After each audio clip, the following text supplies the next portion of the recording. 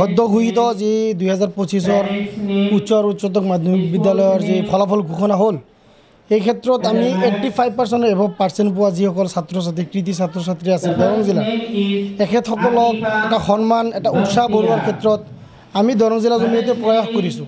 লগতে আমি অসম দিনী তালিমী বৰ্ডৰ অন্তৰ্গত দৰং জিলা দিনী তালিমী বৰ্ডৰ যি পৰীক্ষা হৈছিল সেই পৰীক্ষাটো ফলাফল ঘোষণা হ'ল।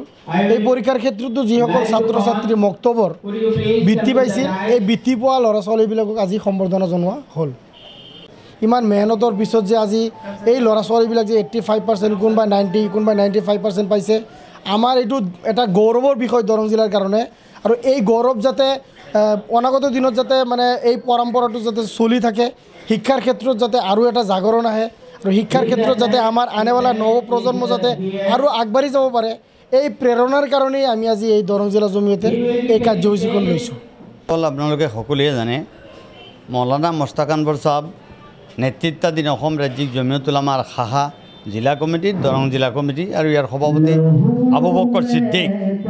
আজি এই যিটো প্ৰগ্ৰাম হৈছে বিশেষতভাৱে মুছলমান শিশুসকলক বুনিয়াদী দিনী শিক্ষা সঠিক ৰূপত দিয়া আৰু উত্তম চৰিত্ৰ নিৰ্মাণৰ দিয়াৰ যিটো পদ্ধতি আৰু সেই শিক্ষাৰ পাছত তেওঁলোকে ইতিমধ্যে এক্সাম দিছে আৰু সেই এক্সামত যিসকলে নম্বৰ প্ৰাপ্ত হৈছে, পজিশ্যন লাভ কৰিছে, সেইসকলক ইতিমধ্যে সম্বৰ্ধনা দিয়া হৈছে, শিক্ষকসকলক সম্বৰ্ধনা দিয়া হৈছে, অভিভাৱকসকলক সম্বৰ্ধনা দিয়া হৈছে আৰু উপস্থিত জনগণক এই বাৰ্তা দিবলৈ প্ৰয়াস কৰা হৈছে যে বুনিয়াদী ইছলামী শিক্ষা মুছলমানসকলৰ কাৰণে আহৰণ কৰা অপৰিহাৰ্য কৰ্তব্য বা ফৰজ, লগে লগে উত্তম চৰিত্ৰ নিৰ্মাণ কৰাৰ কাৰণে।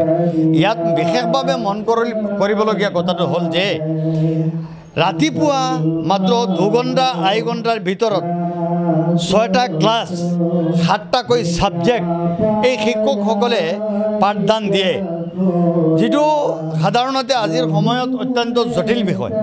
কিন্তু তেওঁলোকে ইমান কষ্ট কৰি হ'লেও এই ল'ৰা ছোৱালীবিলাকক শুদ্ধভাৱে ইছলাম আৰু শুদ্ধ নাগৰিক হিচাপে নিৰ্মাণ কৰাৰ কাৰণত ত্ৰুটি কৰা নাই। এই ক্ষেত্ৰত মই অসম ৰাজ্যিক জমিয়ত আৰু অসম ৰাজ্যিক দিনী তালিম বৰ্ডৰ তৰফৰ পৰা দৰং জিলা জমিয়ত উলামাই যিটো কাৰ্যসূচী আজি লৈছে তেওঁলোকক দিনী তালিম বৰ্ডক ধন্যবাদ জ্ঞাপন কৰিছোঁ। বিশেষতভাৱে মক্তব শিক্ষকসকলক মই আন্তৰিক অভিনন্দন জ্ঞাপন কৰিছোঁ, অভিভাৱকসকলক অভিনন্দন জ্ঞাপন কৰিছোঁ। আৰু মই আহ্বান জনাব বিচাৰোঁ মুছলমান সাধাৰণ ৰাইজক যে সামান্য আপোনালোকে এটা মাননি দিয়ে, যিটো আপোনালোকে শুনিলে মানুহ আচৰিত হ'ব। এটা পৰিয়াল চলিব নোৱাৰে, তেনেকৈ শিক্ষকসকলে মক্তবৰ ইমামসকলে এই সামান্য পাৰিতোষিক তাৰ বিনিময়ে এই সন্তানসকলক শিক্ষা দি আজি আপোনালোকৰ সন্মুখত তেওঁলোকে উপস্থাপন কৰিবলৈ সক্ষম হৈছে। গতিকে মই সাধাৰণ ৰাইজক, মুছলমান সমাজক বিনম্ৰভাৱে অনুৰোধ জনাম যে আপোনাৰ সন্তানক এজন সঠিক মুছলমান কৰাৰ ক্ষেত্ৰত, আপোনাৰ সন্তানক সুনাগৰিক হিচাপে গঢ়ি তোলাৰ ক্ষেত্ৰত, আপোনাৰ সন্তানক মানুহ হিচাপে নিৰ্মাণ কৰাৰ ক্ষেত্ৰত অহনিৰেষে চেষ্টা কৰা এই শিক্ষকসকলক এই পাৰিতোষিক নিশ্চয় সন্তোষজনক নহয়।